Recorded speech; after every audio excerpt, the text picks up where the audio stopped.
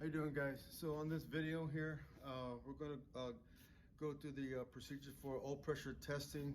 Again, understand if a customer comes in with the oil light coming on or their oil pressure gauge is going off, that's showing too low, we may have to do an oil pressure test. That's what the whole telltale governing factor would be, to do an oil pressure test. The customer doesn't want to just come into a shop and says, hey, can you just check my oil pressure just because? No, normally they want to do an oil pressure test. They don't know that needs to be done, but you as a technician need to identify, okay, well, there's a problem probably maybe within the oil pressure, could be an oil pump problem, could be engine related problems, or pressure relief valve within the oil pump. So what we're going to look at here is demoing for you guys how to do that. Now I've already took out the oil pressure sending unit, which is right here. Here's the oil pressure sending unit right there that I took off there.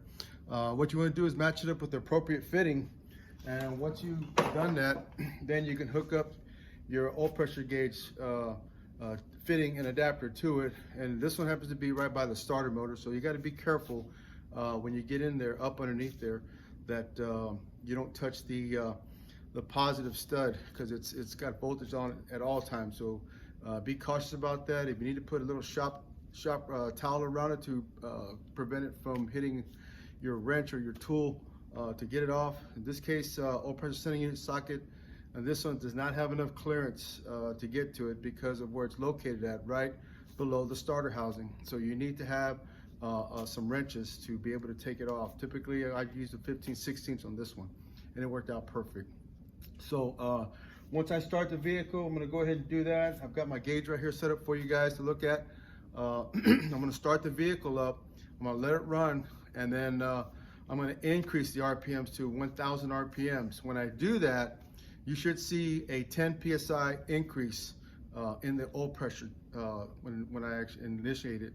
So it's going to take about a minute or so, and then we're going to see that happening there.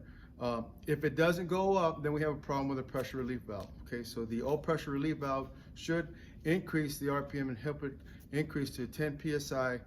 For every 1,000 RPMs, we're going to see a 10 PSI increase. So I want you to take a look at that gauge, and I'm going to move the camera angle a little bit so you can see that a little bit better. And then I'm going to get in the car and start it up. So pay particular attention to that gauge right there. Okay. All right. Okay. Here we go.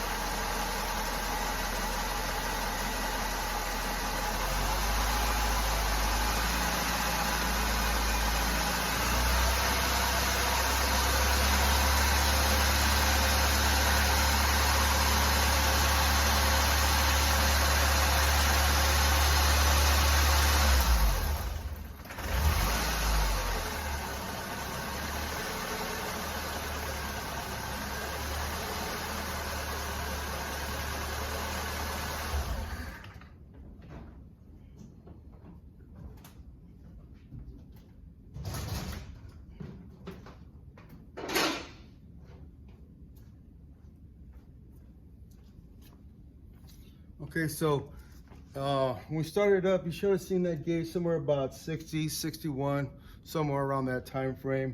And once you saw that at idle, when I increased it, you should have seen it going to about 70, 72.